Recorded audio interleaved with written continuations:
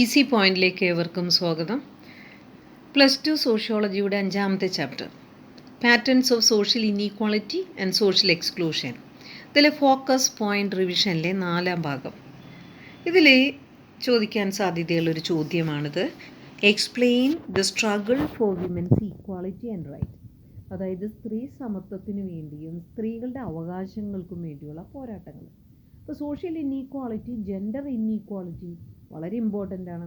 അതുപോലെ ജെൻഡറിൻ്റെ പേരിൽ സാമൂഹ്യ ബഹിഷ്കരണം നേടുന്ന ഒരു വിഭാഗമാണ് സ്ത്രീകൾ. ഇപ്പോൾ gender also A form of social inequality and exclusion. ഇപ്പോൾ ജെൻഡറും ലിംഗഭേദത്തിൻ്റെ അടിസ്ഥാനത്തിലും സമൂഹത്തിൽ അസമത്വങ്ങളും ബഹിഷ്കരിക്കലും കാണുന്നുണ്ട്. സ്ത്രീയാണെന്നുള്ള പേരിൽ പലപ്പോഴും സ്ത്രീയെ മാറ്റി നിർത്തുന്നു. Some people thinks that the gender inequality is normal. അത് സ്ത്രീകൾ പുരുഷനേക്കാൾ അല്പം താഴ്ന്നു തന്നെ ബഹുമാനിച്ച് നിൽക്കണം എന്ന് പറയുന്നു. കാരണം because of their biological difference, കാരണം അവരുടെ ശാരീരിക ജീവശാസ്ത്രപരമായ വ്യത്യാസങ്ങൾ. അതുകൊണ്ട് ലിംഗഭേദം എന്നുള്ളത് അതൊരു സ്വാഭാവികമാണ്. പുരുഷൻ്റെ ഒപ്പം ശക്തിയില്ല, കായിക ബലമില്ല, സ്ത്രീ ദുർബലകളാണ്, അബലകളാണ് എന്നുള്ളൊരു കൺസെപ്റ്റാണ് പിതൃദായക്രമമുള്ള അല്ലെങ്കിൽ പാട്രിയാർക്കൽ സൊസൈറ്റിയുടെ ഒരു കാഴ്ചപ്പാട്. അതുകൊണ്ട് തന്നെയാണ് സ്ത്രീകളെ ശാരീരിക ശക്തി കുറവുള്ളവരായതുകൊണ്ട് പുരുഷനാണ് മേധാവിത്വം എന്ന് പറയുന്നത്. അത് സ്വാഭാവികമെന്ന് ഒരു സമൂഹം അങ്ങനെ തന്നെ അത് കരുതുന്നുണ്ട്. കാരണം കൂടുതൽ കായിക ശക്തിയുള്ള പുരുഷനാണ് കൃഷി ചെയ്യുന്നത്, വ്യവസായം ചെയ്യുന്നത്. സ്ത്രീകൾ കുഞ്ഞുങ്ങളെ നോക്കുകയും വീട്ടുകാര്യങ്ങൾ, കുടുംബകാര്യങ്ങൾ നോക്കുകയാണ് ചെയ്യുന്നത്. അതുകൊണ്ട് തന്നെ പുരുഷൻ അവിടെ സാമ്പത്തിക പ്രവൃത്തി ചെയ്യുന്നതുകൊണ്ട് അവൻ മേധാവിയായിട്ട് വരുന്നു. But gender inequality is social. അതുകൊണ്ട് തന്നെ ഈ പറയുന്ന ബയോളജിക്കൽ ഡിഫറൻസ് ഉണ്ടെങ്കിലും ജെൻഡർ ഇനീക്വാളിറ്റി എന്ന് പറയുന്നത് ഒരു സമൂഹത്തിൻ്റെ കാഴ്ചപ്പാടാണ്. അവിടെ ആരാണ് വലുത് അല്ലെങ്കിൽ ആരാണ് ചെറുത് എന്നൊക്കെ സമൂഹമാണ് നിശ്ചയിക്കുന്നത്. It is the view point of male dominated society. ഇപ്പോൾ പുരുഷ മേധാവിത്വമുള്ള സമൂഹത്തിലെ സ്ത്രീകളെ ദുർബലകളും അബലകളും അടിമകളും ആക്കിയാണ് വെച്ചിരിക്കുന്നത്. അവൾക്ക് സ്വാതന്ത്ര്യം എന്ന് പറയുന്നത് അവരുടെ കൈകളിലാണ്. ഇനി women are suffering a lot of discrimination which violates their human rights. അതുപോലെ തന്നെ സ്ത്രീകൾ ഒരുപാട് വേർതിരിവുകൾ, വിവേചനങ്ങൾ ഉണ്ട്. അവളുടെ മനുഷ്യാവകാശങ്ങൾ, അവൾക്ക് ബേസിക്കായുള്ള അവളുടെ അവകാശങ്ങൾ വരെ നിഷേധിക്കുന്ന സൊസൈറ്റി ഉണ്ട്. പഠിക്കാൻ അനുവദിക്കുന്നില്ല, സ്വത്തവകാശമില്ല, പുറത്തു പോകാനോ അവൾക്ക് സ്വതന്ത്രമായി അവളുടെ ഇഷ്ടത്തിന് അവളുടെ ജീവിത രീതി തിരഞ്ഞെടുക്കുവാനോ ജീവിത പങ്കാളിയെ തിരഞ്ഞെടുക്കുവാനോ ഉള്ള അവകാശമില്ല. അപ്പോൾ ഇത് ഫണ്ടമെൻ്റൽ റൈറ്റ്സ്, അടിസ്ഥാന അവകാശങ്ങൾ വരെ നിഷേധിക്കുന്ന ഡിസ്ക്രിമിനേഷൻ കാണുന്നു. They have no right to possess property. പല സമൂഹങ്ങളിലും സ്വത്ത് കൈവശം വെക്കാനുള്ള അധികാരം സ്ത്രീക്കില്ല. സ്ത്രീയെ കെട്ടിച്ചുവിടുന്നു, ഒരു പെൺകുട്ടിയെ കെട്ടിച്ചുവിടുന്നു, കുറേ ആഭരണങ്ങളും കുറേ കാര്യങ്ങളും കൊടുക്കുന്നതുകൊണ്ട് ഭൂസ്വത്ത് ആൺകുട്ടികൾക്കുള്ളതാണ് എന്നായിരുന്നു ഒരു കാലം വരെയുള്ള concept. Because society thinks that women are not eligible for that. സ്ത്രീകൾക്ക് അതിനുള്ള യോഗ്യതയില്ല, അവർ അതിന് അർഹരല്ല. അച്ഛൻ്റെ സ്വത്ത് മകനാണ് കിട്ടേണ്ടത്, മകൾക്കല്ല. അവൾ അന്യ വീട്ടിൽ പോയി ജീവിക്കേണ്ടവളാണ്, അന്യ വീട്ടിലെ പെൺകുട്ടിയാണ്. ഇതൊക്കെയാണ് കാഴ്ചപ്പാട്. But there are matrilineal societies in India. ഇപ്പോൾ ഭാരതത്തിൽ തന്നെ കേരളത്തിലുണ്ടായിരുന്നു നായർ സമൂഹം, അതുപോലെ മേഘാലയയിലുണ്ട് കാസി സമൂഹം. ഇവിടെയൊക്കെ സ്ത്രീകളാണ് ഹെഡ് ഓഫ് ദ ഫാമിലി, അവിടെ സ്ത്രീകളാണ് സ്വത്തുടമകൾ. അപ്പോൾ but there are matrilineal societies in India like the Nairs of Kerala and the Khasis of Meghalaya where women are the inheritors and the head of the family. അപ്പോൾ അങ്ങനെ വരുമ്പോൾ ബയോളജിക്കൽ ഡിഫറൻസ് അവിടെയും ഇല്ലേ, എന്നിട്ടും സ്ത്രീകൾക്ക് അവിടെ മേധാവിത്വമുണ്ട്, സ്വത്തവകാശമുണ്ട്. അപ്പോൾ അതുകൊണ്ട് തന്നെ അതുപോലെ another example is in African society we find very successful women farmers and traders. കച്ചവടത്തിലും കൃഷിയിലും ഒക്കെ വളരെ സക്സസ്ഫുള്ളായ വിമനുണ്ട്. ഇൻ ആഫ്രിക്കൻ സൊസൈറ്റിയിൽ അവരാണ് അവിടെ കൃഷി ചെയ്യുന്നത്. അല്ലെങ്കിലും കൃഷി എന്ന് പറയുന്നത് ആരംഭിച്ചത് തന്നെ, കൃഷി ചെയ്യാൻ തന്നെ ആരംഭിച്ചത് സ്ത്രീകൾ തന്നെയാണ്.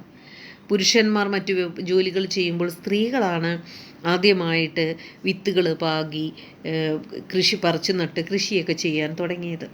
അപ്പോൾ ദർ ഈസ് നത്തിങ് ബയോളജിക്കൽ. അപ്പോൾ സാമ്പത്തിക പ്രവർത്തനം നടത്തുന്നത് പുരുഷൻ മാത്രമല്ല, സ്ത്രീകളാണ്. കൃഷി ചെയ്യാനുള്ള കായിക ക്ഷമത അവർക്കുണ്ട്. അപ്പോൾ നമുക്കറിയാം ഇന്ന് വർക്ക് ഫോഴ്സിലെ പലതും 50% വർക്ക് ഫോഴ്സ് സ്ത്രീകളുടെ തന്നെയാണ്. കാരണം എല്ലാം വയലുകളിലോ വ്യവസായശാലകളിലോ എവിടെ നോക്കിയാലും സ്ത്രീയുടെ ജോലി കാണാം. ഇനി കൺസ്ട്രക്ഷൻ മേഖലയിലാണെങ്കിലും അൺഓർഗനൈസ്ഡ് സെക്ടറിലാണെങ്കിലും സ്ത്രീകൾ ഒരുപാട് പെർസെൻറ്റേജ് സ്ത്രീകൾ ജോലി ചെയ്യുന്നുണ്ട്. So there is nothing biological about the social inequality of women.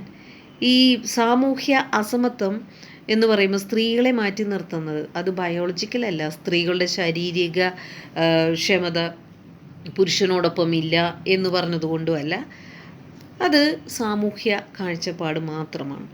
Gender is also a discriminating criteria like caste and class. ഇപ്പം നമ്മൾ നേരത്തെ പറഞ്ഞ പോലെ കാസ്റ്റ് ഡിസ്ക്രിമിനേഷൻ ഉള്ളത്, താഴ്ന്ന ക്ലാസ്സുകാരെ ഉയർന്ന ക്ലാസ്സുകാരെ ഡിസ്ക്രിമിനേറ്റ് ചെയ്യുന്നു, താഴ്ന്ന ജാതിക്കാരെ ഉയർന്ന ജാതിക്കാർ ഡിസ്ക്രിമിനേറ്റ് ചെയ്യുന്നു എന്ന് പറഞ്ഞതുപോലെ പുരുഷൻ സ്ത്രീയെ ഡിസ്ക്രിമിനേറ്റ് ചെയ്യുന്നു. ജെൻഡറും ഡിസ്ക്രിമിനേറ്റ് ചെയ്യുന്ന ഒരു മാനദണ്ഡമാണ്. The middle class western educated women started women's movement in India.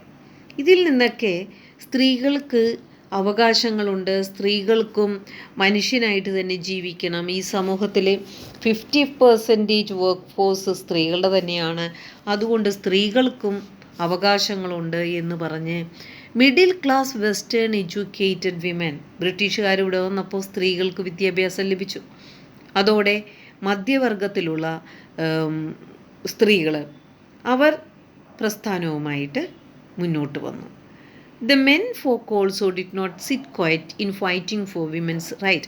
ഇവിടെ പുരുഷന്മാരിലെ ഒരു ചെറിയ പെർസെൻറ്റേജ് പുരുഷന്മാർ, എഡ്യൂക്കേറ്റഡായ പുരുഷന്മാർ സ്ത്രീകളുടെ പോരാട്ടത്തിൽ അവർ ഒപ്പം നിന്നു. അത് വളരെ എഡ്യൂക്കേറ്റഡായ പുരുഷന്മാരാണെന്ന് എടുത്തു പറയേണ്ടി വരും. വിദ്യാസമ്പന്നരായ പുരുഷരും അതിൽ ചേർന്നു. അതിലെ പ്രധാനപ്പെട്ട വ്യക്തിയാണ് രാജാറാം മോഹൻ റോയ്, ബംഗാളിലെ റാൻഡെ, അദ്ദേഹം, അതുപോലെ ജ്യോതിബ ഫുലെ, സർ സയ്യിദ് അഹമ്മദ് ഖാൻ. ഇവരൊക്കെ വളരെ റെസ്പെക്റ്റ്ഫുൾ പ്ലേസുള്ള ആളുകളാണ്. ഇവർ സ്ത്രീകളോടൊപ്പം സ്ത്രീകളുടെ പ്രശ്നങ്ങൾക്ക് വേണ്ടി പോരാടാൻ മുൻനിരയിൽ നിന്നവരാണ്. Anti sati movement. Anti sati movement എന്ന് പറഞ്ഞാൽ സതി എന്ന അനാചാരത്തിനെതിരെയുള്ള പ്രസ്ഥാനം. അതുപോലെ തന്നെ വിധവകളായ സ്ത്രീകളെ വിവാഹം കഴിപ്പിക്കണം, പുനർവിവാഹം കഴിപ്പിക്കണം എന്ന് പറഞ്ഞുള്ള പ്രസ്ഥാനം റാൻഡെ ബോംബെയിൽ സ്റ്റാർട്ട് ചെയ്തു. ജ്യോതിബ ഫുലെ ജാതിയുടെ ജെൻഡറിൻ്റെ ഡിസ്ക്രിമിനേഷനെതിരെ, അതുപോലെ തന്നെ സോഷ്യൽ റിഫോം മൂവ്മെൻറ്റ്, മൊത്തത്തിൽ സമൂഹത്തിൽ നവീകരണം ആവശ്യമാണ്, ഇസ്ലാം മതത്തിലും അത് ആവശ്യമാണ് എന്ന് പറഞ്ഞ പ്രസ്ഥാനവുമായി വന്നതാണ് Sir Syed Ahmad Khan. Anti sati movement was started by Raja Ram Mohan Roy in Bengal. Rande started the widow remarriage movement in Bombay Presidency. Jyotiba Phule fought against caste and gender discrimination. And social reform movement in Islam was led by Sir Syed Ahmad Khan. അപ്പം ഇങ്ങനെയുള്ള പുരുഷന്മാരെ സ്ത്രീകളോടൊപ്പം സ്ത്രീകളുടെ പ്രശ്നങ്ങൾക്ക് വേണ്ടി, സ്ത്രീകളുടെ വിഷമങ്ങൾ കണ്ട് സ്ത്രീകളെ പ്രശ്നങ്ങൾക്കൊരു പരിഹാരത്തിന് വേണ്ടി പോരാടി. Years before the establishment of Brahmo Samaj, Rajaram Mohan Roy started his campaign against sati. ഇപ്പോൾ ബ്രഹ്മ സമാജ് എന്നൊരു സോഷ്യൽ മൂവ്മെൻറ്റ് സ്റ്റാർട്ട് ചെയ്യുന്നതിന് മുമ്പ് തന്നെ രാജാറാം മോഹൻ റോയ് സതി എന്ന് പറയുന്ന അനാചാരത്തിനെതിരെ, അത് ഹൈന്ദവരുടെ ഉയർന്ന ജാതിക്കാരുടെ ആചാരമാണത്, ആ ആചാരം നിർത്തലാക്കണം, കാരണം അത് വളരെ മനുഷ്യത്വരഹിതമായ ഒരു ആചാരമായിരുന്നു. ഭർത്താവ് മരിച്ചു പോയാൽ സ്ത്രീകൾക്ക് പിന്നെ ജീവിക്കാൻ അധികാരമില്ല. ഭർത്താവിൻ്റെ ചിതയിൽ ആ പുരുഷൻ മരിച്ചു കഴിഞ്ഞാൽ ആ പുരുഷൻ്റെ ചിതയിൽ ചാടി സ്ത്രീയും ആത്മഹൂതി ചെയ്യണം. എന്നാൽ സ്ത്രീ മരിച്ചാൽ ഭർത്താവ് ആത്മഹൂതി ചെയ്യേണ്ട ആവശ്യമില്ല. അയാൾക്ക് വേറെ വിവാഹം കഴിച്ച് സുഖമായി ജീവിക്കാം. അപ്പോൾ സതി എന്ന് പറഞ്ഞ ഒരു ആചാരം സ്ത്രീകളോട് കാണിക്കുന്ന വലിയൊരു അനീതിയായിരുന്നു. No doubt Roy borrowed western rationality. ഈ രാജാറാം മോഹൻ റോയ്ക്ക് ഈ ആശയം കിട്ടിയത് പാശ്ചാത്യ എഡ്യൂക്കേഷനിൽ നിന്ന് തന്നെയാണ്. അത് ഇന്ത്യൻ ട്രഡീഷനും ഇന്ത്യൻ ശാസ്ത്രവുമായിട്ട് യോജിപ്പിച്ചിട്ടാണ് അദ്ദേഹത്തിൻ്റെ വാദങ്ങളുമായിട്ട് മുന്നോട്ട് വന്നത്. അപ്പോൾ he borrowed the western rationality and infused it in Indian tradition. അത് ഇന്ത്യൻ ട്രഡീഷനായിട്ട് മിക്സ് ചെയ്തു ആൻഡ് ശാസ്ത്രമായിട്ട് കണക്ട് ചെയ്തു. He connected his western rationality to Indian tradition and shastras. Hindu upper caste widows has to sacrifice their lives in the funeral pyre of their husband. അപ്പോൾ ഭർത്താവ് മരിച്ചു കഴിഞ്ഞ സ്ത്രീക്ക് ജീവിക്കാൻ അർഹതയില്ല. ആ കുഞ്ഞുങ്ങളുടെ അവസ്ഥ ആലോചിച്ച് നോക്കൂ. അച്ഛൻ മരിക്കുന്ന കൂട്ടത്തിൽ തന്നെ അമ്മയും തീയിൽ ചാടി മരിക്കുമ്പോൾ അവർക്ക് ആരും ഇല്ലാതെയാകുകയാണ്. അപ്പോൾ ഉയർന്ന ജാതിയിൽപ്പെട്ട സ്ത്രീകളോടായിരുന്നു ഈ ക്രൂരത. അതിനെതിരെയാണ് രാജാറാം മോഹൻ റായ് ആൻറ്റി സതി മൂവ്മെൻറ്റ് എന്ന് പറഞ്ഞ് ആ ആചാരത്തിനെതിരെ വന്നത്. ഇനി Ranade was much influenced by the writing of bishop Joseph Butler's analogy of religion. അപ്പോൾ ഇത് പലപ്പോഴും ചോദിക്കാറുണ്ട്, who wrote analogy of religion. അപ്പോൾ അത് ബിഷപ്പ് ജോസഫ് ബട്ട്ലറാണ് ഈ കൃതി എഴുതിയത്. ബോംബെ യൂണിവേഴ്സിറ്റിയിൽ 1860 ഈ റൈറ്റിങ്സിനെ വളരെയധികം ഇൻഫ്ലുവൻസ് ചെയ്തിട്ട് റാൻഡ എന്ത് ചെയ്തു, അദ്ദേഹത്തിൻ്റെ ഫിലോസഫിയുമിൽ അത് ഇൻക്ലൂഡ് ചെയ്തു. He included the philosophy syllabus of Bombay university in 1860. ആരുടെ? ബിഷപ്പ് ജോസഫ് ബട്ട്ലേഴ്സിൻ്റെ അനാലജി ഓഫ് റിലീജിയൻ എന്ന പുസ്തകം. He also use the book 3 Sermons on Human Nature. മറ്റൊരു പുസ്തകമാണ് 3 Sermons on Human Nature dominated and his own books the text. അപ്പോൾ ഈ പുസ്തകങ്ങളെല്ലാം അദ്ദേഹത്തിൻ്റെ ചർച്ചയിൽ അദ്ദേഹം ഇൻക്ലൂഡ് ചെയ്തു. ഒന്ന് ബട്ട്ലറുടെ ബുക്ക്, രണ്ടാമത്തത് 3 Sermons on Human Nature, അത് ഹ്യൂമൻ നേച്ചർ ഡോമിനേറ്റഡ്. അതുപോലെ തന്നെ അദ്ദേഹത്തിൻ്റെ പുസ്തകം തന്നെ ഹിന്ദു ലോ എന്ന് പറയുന്നത് ലോഫുൾനെസ് ഓഫ് വിഡോ റീമാരേജ്. ഈ പുസ്തകമാണ് കേട്ടത്. അതൊന്ന് ഹൈലൈറ്റ് ചെയ്യാൻ ഞാൻ മറന്നുപോയതാണ്. ഈ പുസ്തകങ്ങളെല്ലാം അദ്ദേഹം വിഡോ റീമാരേജിന് സപ്പോർട്ട് ചെയ്തിട്ട് he use all these text to hold his views on widow remarriage. അപ്പം ഇതൊക്കെ സതി നിർത്തലാക്കണമെന്നും വിധവകളെ വിവാഹം കഴിക്കാൻ അനുവദിക്കണമെന്നും ആവശ്യപ്പെട്ടുകൊണ്ട് കുറേ പുസ്തകങ്ങളുടെ അടിസ്ഥാനത്തിൽ, ആ പുസ്തകങ്ങൾ ആരുടെയൊക്കെയാണ്? ബിഷപ്പ് ബട്ട്ലറുടെ അനാലജി ഓഫ് റിലീജിയൻ എന്ന പുസ്തകം, അതുപോലെ 3 Sermons on Human Nature Dominated എന്ന പുസ്തകം, അതുപോലെ തന്നെ തൻ്റെ രചന തന്നെ അദ്ദേഹം പാഠ്യപദ്ധതിയിൽ ഉൾപ്പെടുത്തിയ പുസ്തകമാണ് the text of Hindu law, അതുപോലെ ലോഫുൾനെസ് വിഡോ റീമാരേജ് എന്നിങ്ങനെയുള്ള കുറേ പുസ്തകങ്ങൾ അദ്ദേഹം ഇതിൻ്റെ വിധവാ വിവാഹത്തിന് പിന്തുണയുണ്ട്, ഹൈന്ദവ മതത്തിലും വിധവാ വിവാഹത്തെക്കുറിച്ച് പറയുന്നുണ്ട് എന്ന് സമർത്ഥിക്കാൻ, ഹൈന്ദവ ശ്രേഷ്ഠന്മാരെ അത് പറഞ്ഞു മനസ്സിലാക്കാൻ, തർക്കിക്കുവാനൊക്കെ അദ്ദേഹം ഉപയോഗിച്ച പുസ്തകങ്ങളാണ് ഇവയെല്ലാം. ഈ ബുക്കുകളുടെ പേരൊക്കെ ഒന്ന് ഓർത്ത് വെച്ചേക്കുക.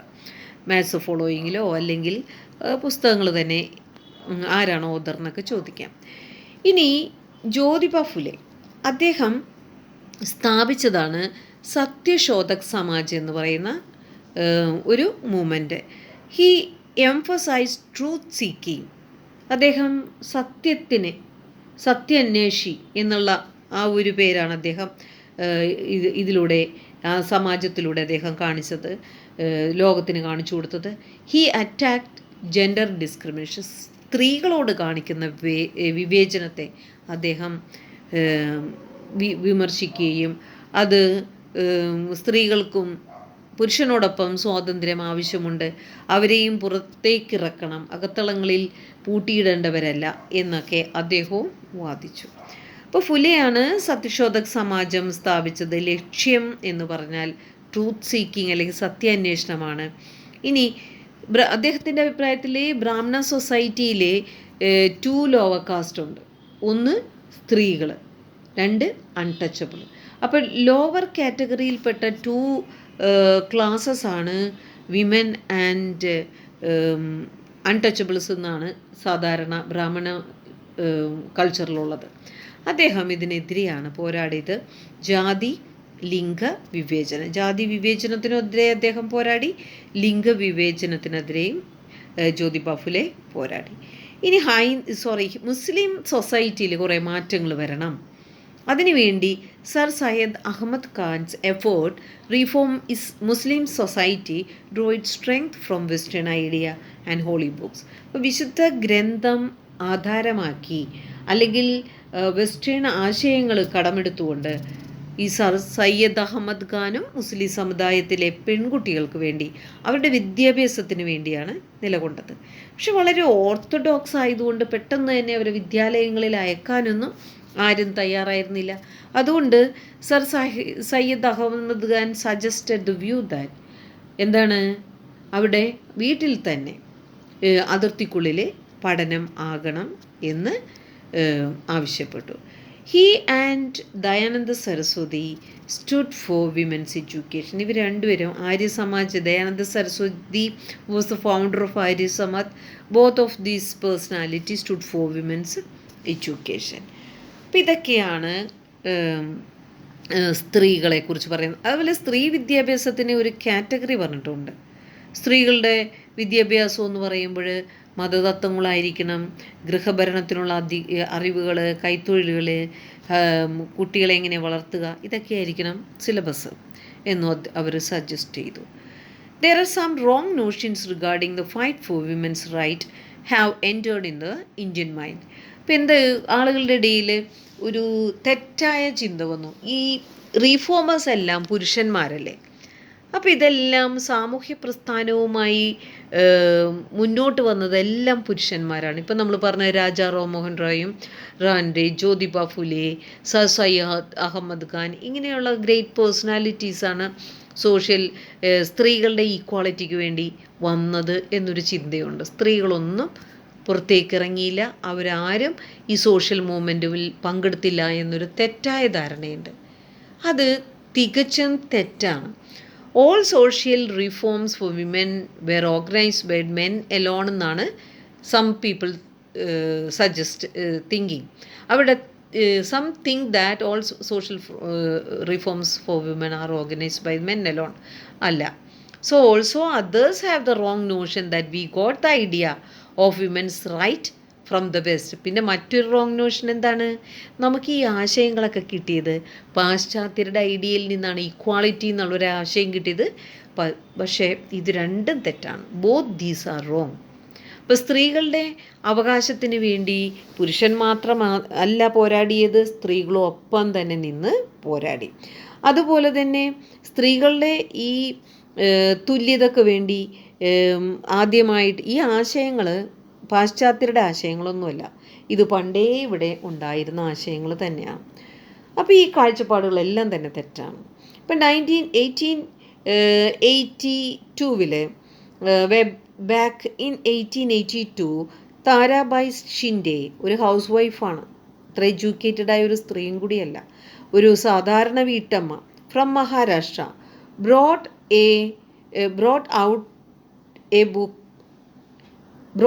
A book. അവരൊരു പുസ്തകം രചിച്ചു, സ്ത്രീ പുരുഷ തുലന. പുസ്തകത്തിൻ്റെ പേരാണ് സ്ത്രീ പുരുഷ തുലന. 1882 ഓർക്കണം. അത്രയും പഴയ കാലത്ത് തന്നെ താരാബായി ഷിൻഡെ എന്ന് പറഞ്ഞൊരു തനി നാടൻ വീട്ടമ്മ മഹാരാഷ്ട്രയിലുള്ളത് സ്ത്രീ പുരുഷ തുലന എന്ന ജെൻഡർ ഈക്വാളിറ്റിയെക്കുറിച്ച് ഹൈലൈറ്റ് ചെയ്തുകൊണ്ട് ഒരു പുസ്തകം എഴുതി. അവിടെ എന്താണ്, highlight the double standard of male dominated society. അതിലെടുത്ത കഥയിൽ എഴുതിയത് എന്താണ്, പുരുഷനൊരു നിയമം, സ്ത്രീക്കൊരു നിയമം. അപ്പോൾ പുരുഷ മേധാവിത്വ സമൂഹത്തിലെ എല്ലാ കാര്യങ്ങളിലും ഒരു ഡബിൾ സ്റ്റാൻഡേർഡാണ്. അതായത് പുരുഷന് എന്തുവാകാം, സ്ത്രീക്ക് ഒന്നും പാടില്ല, ഈ ഒരു ചിന്തയാണ്. അപ്പോൾ പുരുഷ മേധാവിത്വ സമൂഹത്തിന് എതിരെയുള്ള പ്രതിഷേധമാണ് ഈ പുസ്തകം. ഇനി സ്ത്രീ പുരുഷ തുലന എന്ന് പറഞ്ഞ പുസ്തകം എന്ന് പറഞ്ഞൊരു കഥയാണ്, ഒരു ബ്രാഹ്മിൺ സ്ത്രീയുടെ കഥയാണ്. Bring out story of a young brahmin widow who was sentenced to death for killing her own new born illegitimate baby. അത് ഒരു ബ്രാഹ്മണ സ്ത്രീയുടെ കഥയാണ്, സ്ത്രീ പുരുഷ തുലന. അതിലെ ആ ബ്രാഹ്മണ യുവതി അവിഹിത ബന്ധത്തിൽ ജനിച്ച ഒരു വിധവയാണ്. ബ്രാഹ്മണ യുവതി വിധവയായതിനു ശേഷം ഒരു ആരുമായിട്ടോ ഉണ്ടായിരുന്ന ഒരു ബന്ധത്തിൽ ജനിച്ച തൻ്റെ കുഞ്ഞിനെ ജനിച്ച ഉടനെ കൊന്നതിന് കോടതി മരണശിക്ഷ വിധിക്കുന്നു. അപ്പം മരണശിക്ഷ വിധിക്കുന്നതൊക്കെ പുരുഷന്മാരാണ്, നമുക്ക് ഊഹിക്കാം. താരാബായ് ഷിൻഡെ ഓപ്പൺലി ക്വസ്റ്റ്യൻ ആ പുസ്തകത്തിലെ താരാബായ് ഷിൻഡെ വിമർശിച്ചുകൊണ്ട് എഴുതി, double standard by the which the women was found guilty. ഈ സ്ത്രീയെ മാത്രം കുറ്റക്കാരിയാക്കിയതിനെ കുറിച്ച് അവർ വിമർശിച്ചു. But no attempt is made to find out the man who had father the baby. അതുമാത്രമല്ല, ഈ സ്ത്രീ ഗർഭിണിയായി, ആ സ്ത്രീക്ക് കുഞ്ഞ് ജനിച്ചു, സ്ത്രീ അത് ആരും അറിയാതിരിക്കാൻ വേണ്ടി ആ സ്ത്രീയെ ആ കുഞ്ഞിനെ കൊന്നുകളഞ്ഞു. പക്ഷെ അപ്പോഴും ഒരു തെറ്റ് ചെയ്തപ്പോൾ ഒരു സ്ത്രീ മാത്രമല്ല അവിടെ കൊന്നത്, തെറ്റ് തന്നെയാണ് തീർച്ചയായിട്ടും, 100% അതിനെ ന്യായീകരിക്കുന്നുമില്ല. പക്ഷെ അതോടൊപ്പം തന്നെ തെറ്റ് ചെയ്ത ഒരു പുരുഷനുണ്ടല്ലോ, അവളെ ഈ അവസ്ഥയിൽ സമൂഹത്തിൻ്റെ മുമ്പിലെ നാണക്കേട് ഉണ്ടാക്കി കൊടുത്ത ഒരു പുരുഷനുണ്ടല്ലോ, അവൻ സമൂഹത്തിൻ്റെ മുന്നിൽ അവിടെ മാന്യനായിട്ട് ജീവിക്കുന്നുണ്ടല്ലോ, അവനെ കണ്ടുപിടിക്കാനോ അവന് എന്തെങ്കിലും ഒരു ശിക്ഷ കൊടുക്കുവാനോ ഒന്നും സമൂഹം ശ്രമിക്കുന്നുമില്ല. ആ ഒരു കാര്യം ചിന്തിക്കുന്നു പോലും. ഈ സ്ത്രീയെ ശിക്ഷിക്കാനാണ് എല്ലാവരും ശ്രമിച്ചുകൊണ്ടിരുന്നത്. അപ്പോൾ ഈ ഗ്രന്ഥം, ഈ നോവല് പ്രസിദ്ധീകരിച്ചപ്പോൾ പുരുഷ മേധാവിത്വ സമൂഹത്തിന് അതൊന്നും പിടിച്ചില്ല. അത് വലിയൊരു ചർച്ചാ വിഷയമായി, അത് വളരെ മോശമായ ഒരു കൃതിയായി വിമർശിച്ചു, വലിയ പ്രശ്നങ്ങൾ സമൂഹത്തിലുണ്ടാക്കി. അപ്പോൾ ഈ കാലഘട്ടത്തിൽ 1882 ഒരു സ്ത്രീ, ഒരു സാധാരണ വീട്ടമ്മ ഒരു നോവൽ എഴുതി പ്രതിഷേധിച്ചു സ്ത്രീകളുടെ അവസ്ഥയെക്കുറിച്ച്. അനദർ ബുക്ക്, മറ്റൊരു ബുക്ക്, അതെഴുതിയൊരു മുസ്ലിം സ്ത്രീയാണ്, ബീഗം റുഖിയ സഖ്വന്ത് ഹുസൈൻ എന്നുള്ളൊരു സ്ത്രീ. ആ 1905 നമുക്കറിയാം, ഇവിടെ സ്വാതന്ത്ര്യ സമരം ഒക്കെ ആരംഭിച്ചിട്ട് ആ കാലഘട്ടത്തിലൊക്കെയാണ് സുൽത്താനാസ് ഡ്രീം എന്നും പറഞ്ഞൊരു പുസ്തകമാണ് എഴുതിയത്. അതൊരു സയൻസ് ഫിക്ഷനാണ്, ഇംഗ്ലീഷിലാണ് എഴുതിയത്. ഇത്തിരി എഡ്യൂക്കേറ്റഡായ സ്ത്രീയാണത്, Begum Rukhiya Sakhawat. Begum Rukhiya Sakhawat science fiction we find the genders reversed. അതൊരു കോമഡി ആയിട്ട് എഴുതിയൊരു ബുക്കാണ്. അതായത് ജെൻഡർ, ലിംഗപങ്കുകൾ നേർവിപരീതമാക്കിയിട്ടാണ് എഴുതിയത്. പുരുഷൻ ചെയ്യേണ്ട ജോലികളെല്ലാം സ്ത്രീ ചെയ്യുന്നു, സ്ത്രീ ചെയ്യേണ്ട ജോലികളെല്ലാം പുരുഷൻ ചെയ്യുന്നു. അതിലെ men folk in the novel are made to wear the purdah. അവിടെ പുരുഷന്മാർ സ്ത്രീകളെ പോലെ പർദ്ദ ധരിക്കണം. And do all domestic chores while, അവിടെ എല്ലാ അടുക്കള പണിയും സ്ത്രീ ചെയ്യുന്ന പോലെ എല്ലാ പണികളും പുരുഷൻ അവിടെ ചെയ്യണം. While women are busy conducting experiments and inventing machine that control even rain. മഴയെപ്പോലും നിയന്ത്രിക്കാൻ കഴിവുള്ള വലിയ വലിയ ശാസ്ത്രീയമായ ഗവേഷണങ്ങൾ സ്ത്രീകൾ നടത്തുന്നു, എക്സ്പെരിമെൻ്റ് നടത്തുന്നു. അങ്ങനെ വളരെ ബിസിയായി ജോലിക്ക് പോകുന്നത് സ്ത്രീകൾ. അപ്പം ഇതൊക്കെ അത് വായുവിൽ പറക്കുന്ന കാറുകൾ നിർമ്മിക്കുന്നു. 1905 ഈ നോവൽ എഴുതിയെന്ന് ഓർക്കണം. അപ്പോൾ വായുവിൽ പറക്കുന്ന കാറുകൾ നിർമ്മിക്കുന്ന ശാസ്ത്രജ്ഞനായി എന്നൊക്കെ ഒന്ന് കൺസെപ്റ്റ്, അങ്ങനെ ഒരു ആശയം ആ സ്ത്രീയുടെ മനസ്സിൽ വന്നിട്ടാണ് ഇങ്ങനൊരു കഥ എഴുതിയിരിക്കുന്നത്.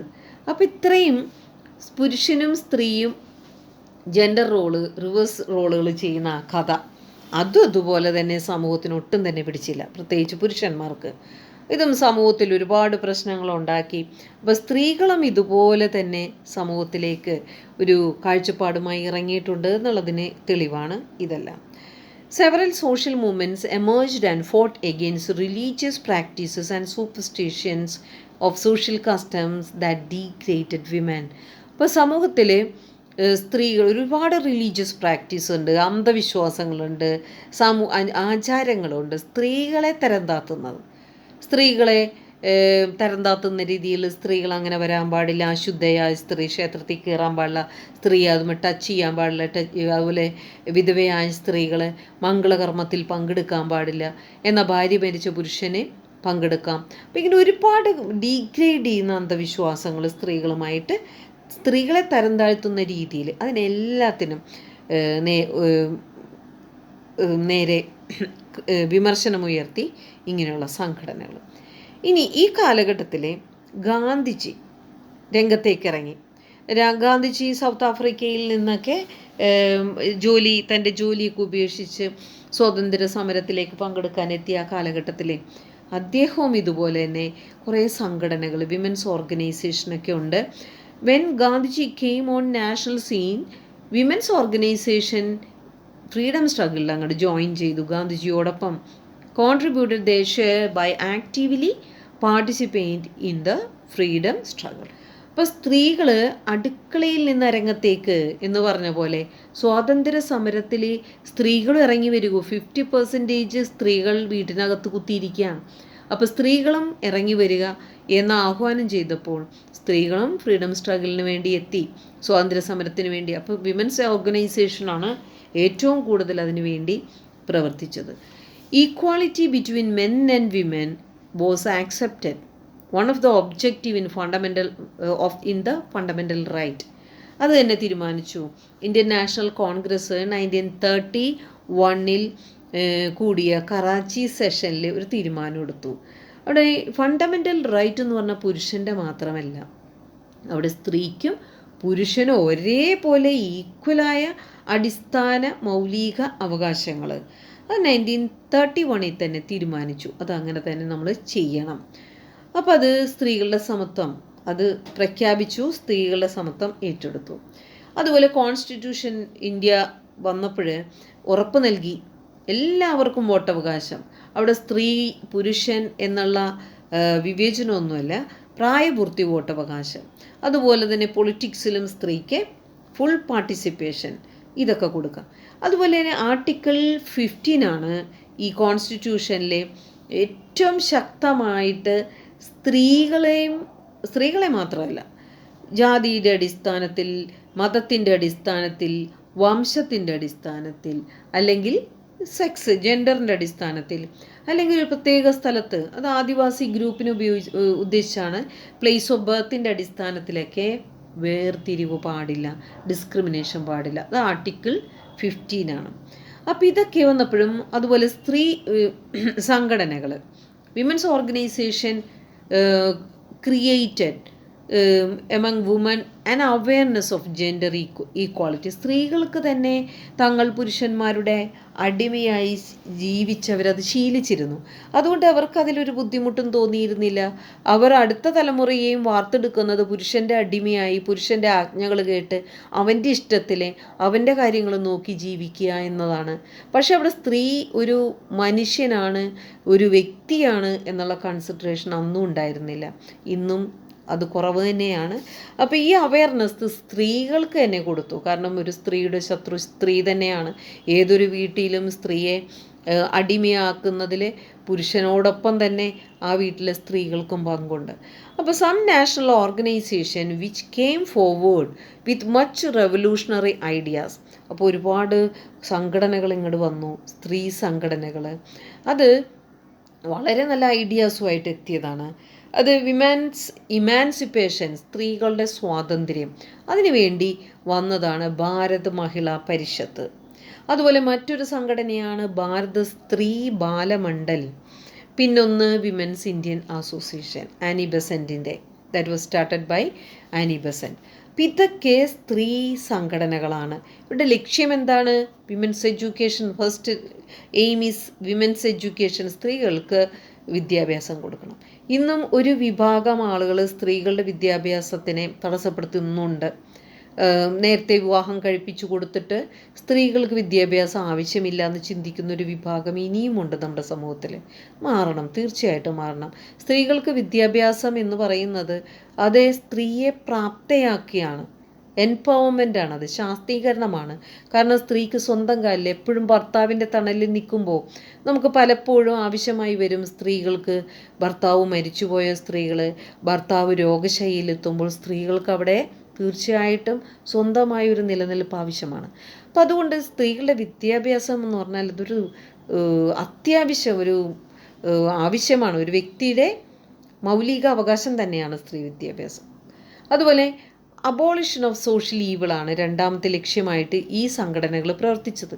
അതായത് ചൈൽഡ് മാരേജ്, ഒരു കുഞ്ഞ് കളിച്ച് ചിരിച്ച് ഓമനിച്ച് നടക്കേണ്ട ആ പ്രായത്തിലെ അതിനെ കല്യാണം കഴിപ്പിച്ചു കൊടുത്തിട്ട് ഒരു പുരുഷൻ്റെ ജീവിതത്തിലേക്ക് കയറ്റി കൊടുക്കുക, ദുരിതം മാത്രമാണ് ആ കുട്ടിക്ക് ലഭിക്കുന്നത്. അതുപോലെ തന്നെ ഒരു ഭാര്യയുടെ റോള്, അമ്മയുടെ റോള്, ഒരു മരുമകളുടെ റോള്, അന്യ വീട്ടിലെ ഒരു അടുക്കളക്കാരിയുടെ റോള്, ഇതൊക്കെ ആ കുഞ്ഞിനെ കൊണ്ടെടുപ്പിക്കുക. ഒരു അനീതി തന്നെയാണ് ഈ ചൈൽഡ് മാരേജ്. അതുപോലെ യൂസ് ഓഫ് പർദ്ദ, അതൊക്കെ ഓരോ മതചിന്തകളുടെ അടിസ്ഥാനത്തിലാണ് ഈ പർദ്ദ ധരിപ്പിക്കുന്നത്. അപ്പോൾ അബോളിഷൻ ഓഫ് ഇപ്പം പർദ്ദ ഒരു സോഷ്യൽ ഈവിളായിട്ട് കണ്ടിരുന്ന സൊസൈറ്റിയാണ് പണ്ട് മുതലേ. അപ്പം ഇതിനൊക്കെ എതിരെയാണ് ഈ പ്രസ്ഥാനങ്ങൾ മുന്നോട്ട് വന്നത്. And moral and material progress of women. അപ്പോൾ സ്ത്രീകൾക്ക് പ്രോഗ്രസ് എന്ന് പറഞ്ഞാൽ ഭൗതികമായ വസ്തു, പണം, സ്വത്ത്, അതുമാത്രമല്ല മൊറാലിറ്റി, ധാർമ്മിക പുരോഗതിയും വേണം. ഒരു സ്ത്രീക്ക് ഇപ്പോൾ പലരും പറയാറുണ്ട് ഇങ്ങനെ പോയി കഴിഞ്ഞാൽ സ്ത്രീ ചീത്തയായി പോകുന്നു. ഒരിക്കലുമില്ല. ഒരു ധാർമ്മിക ബോധമുള്ള സ്ത്രീക്കറിയാം ഒരു സ്ത്രീ എങ്ങനെയാണ് ജീവിക്കേണ്ടത്. ആരും പഠിപ്പിച്ചു കൊടുക്കേണ്ട കാര്യമൊന്നുമില്ല. കാരണം ആ മൂല്യം അവൾക്ക് വിദ്യാഭ്യാസത്തിലൂടെ കുഞ്ഞുനാളിൽ തന്നെ നൽകേണ്ടതാണ്. മാതാപിതാക്കളും സോഷ്യലൈസേഷനിലൂടെ തീർച്ചയായിട്ടും നൽകേണ്ടതാണ് ധാർമ്മിക ബോധം. അതിലൂടെ വളർന്ന് പോകുന്ന കുട്ടികൾ ഒരു പരിധിവരെ എന്ന് പറയാനേ പറ്റുള്ളൂ, അവർ നല്ല രീതിയിൽ തന്നെ ജീവിച്ച് മുന്നേറും. ജെൻഡർ ഈക്വാളിറ്റിയാണ് നാലാമത്തെ ലക്ഷ്യമായിട്ട് പറയുന്നത്. ഈക്വാളിറ്റി എന്ന് പറഞ്ഞാൽ ലിംഗസമത്വം. അവിടെ പുരുഷന് സ്ത്രീ എന്ന് പറഞ്ഞാൽ ഒറ്റക്കെട്ടായി നിൽക്കേണ്ടതാണ്. സ്ത്രീ പുരുഷന് മേലെ ആധിപത്യം സ്ഥാപിക്കാൻ പാടില്ല. അതേപോലെ പുരുഷൻ സ്ത്രീയുടെ മേലും ഒരു അണ്ടർസ്റ്റാൻഡിങ്ങിൽ പോകണം. ഒരു സ്നേഹം, അഫെക്ഷൻ, അതായിരിക്കണം അവരുടെ റിലേഷൻ്റെ ഒരു ബേസായിട്ട് വരേണ്ടത്. അല്ലാതെ നീ സ്ത്രീ ആയതുകൊണ്ട് നീ ഞാൻ പറയുന്നത് അനുസരിക്കുക. തീർച്ചയായിട്ടും അനുസരിക്കും, പക്ഷേ മനസ്സിൽ റെസ്പെക്റ്റ് കുറവായിരിക്കും തീർച്ചയായിട്ടും. In the 1970s women's issues emerged. പുതിയ ഇഷ്യൂസാണ് 1970s ആയപ്പോൾ മാറിയത്. അവിടെ സതി ഇല്ല, അതുപോലെ ചൈൽഡ് മാരേജ് ഇല്ല, ഏകദേശം ഈക്വാളിറ്റിയൊക്കെ വന്നു. പക്ഷെ എന്താ പ്രശ്നം വന്നത്? പലതരത്തിലുള്ള new problems, challenges faced by women today are. ഇന്ന് പല പ്രശ്നങ്ങളാണ്. പുരുഷ മേധാവിത്വം എന്നൊക്കെ തന്നെ ഉണ്ട്. പക്ഷേ ആസിഡ് ത്രോയിങ്, ഇഷ്ടപ്പെട്ട പ്രണയിച്ച ഒരു വ്യക്തി, പ്രണയത്തിൽ നിന്നൊരു സ്ത്രീ എന്തെങ്കിലും കാരണം കൊണ്ട്, പല കാരണങ്ങളുണ്ട്, പ്രണയിച്ച ആളിൽ നിന്ന് പിന്മാറാനായിട്ട് പല കാരണങ്ങളുണ്ട്. ഇപ്പോൾ ഒരാളുടെ പെരുമാറ്റം നമുക്കത് ആക്സെപ്റ്റ് ചെയ്യാൻ സാധിക്കാത്തൊരു സിറ്റുവേഷൻ വരുമ്പോൾ തീർച്ചയായിട്ടും ആ പ്രണയത്തിൽ നിന്ന് പിന്മാറി എന്ന് വരാം. അപ്പോൾ അതിലെ കൊണ്ട് ആസിഡ് എറിയുക. പിന്നെ അതുപോലെ ചൈൽഡ് മാരേജ് റേപ്പ്. അപ്പോൾ ചൈൽഡ് റേപ്പ് എന്ന് പറഞ്ഞാൽ ഒരു കാലത്തൊന്നും ചൈൽഡ് റേപ്പ് ഉണ്ടായിരുന്നില്ല. കുഞ്ഞുങ്ങളെയൊന്നും ആരും റേപ്പ് ചെയ്തിരുന്നില്ല. ഇന്ന് 6 മാസം പ്രായമുള്ള കുഞ്ഞിനെ പോലും റേപ്പ് ചെയ്തിട്ട് കൊന്നുകളയുന്ന അവസ്ഥ. പിന്നെ മറ്റൊരവസ്ഥയാണ് മാരേജ് റേപ്പ്. വിവാഹം കഴിഞ്ഞ സ്ത്രീയുടെ അനുവാദമില്ലാതെ അവളെ സെക്ഷുവൽ ബിഹേവിയറിന് മുതിരുന്നത് റേപ്പ് തന്നെയാണ്. പിന്നെ ഡൗറി പണ്ട് കാലം മുതലേ നിരോധിച്ചതാണെങ്കിലും ഇന്ന് ഡൗറി ഇല്ലാതെ വിവാഹം കഴിക്കുന്നത് വളരെ കുറവാണ്. മർഡർ, കൊലപാതകം, sexual harassment, sexual exploitation, female infanticide, ജനിക്കുന്ന കുഞ്ഞ് പെണ്ണാണെന്നറിയുമ്പോൾ കൊന്നുകളയുക, സെക്സ് സെലക്റ്റീവ് അബോർഷൻ, അതുപോലെ സെക്സ് പെൺകുഞ്ഞാണ് എന്ന് സോണോഗ്രഫിയിലൂടെ അറിയുമ്പോൾ അത് അബോർട്ട് ചെയ്യുക, ഓണർ കില്ലിങ്, തങ്ങളുടെ മകൾ താഴ്ന്ന ജാതിക്കാരനെ കൂടി പോകുന്നത് കൊണ്ട് സഹോദരനും അച്ഛനും കൂടി മകളെ കൊല്ലുന്നു, സ്വന്തം മകളെ കൊല്ലുന്നു, അല്ലെങ്കിൽ മകളുടെ ഭർത്താവിനെ കൊല്ലുന്നു. ഇതൊക്കെ ഇന്ന് കാണുന്ന പ്രോബ്ലംസാണ്. സ്ത്രീകൾ അനുഭവിക്കുന്ന പ്രശ്നങ്ങളിൽ ഇപ്പോൾ മകളെ കൊല്ലുന്നു എന്ന് തന്നെ പറയാം. ഇത് ജെൻഡർ ഇഷ്യൂസ് ഇനിയും കണ്ടിന്യൂ ചെയ്തുകൊണ്ടിരിക്കുകയാണ്.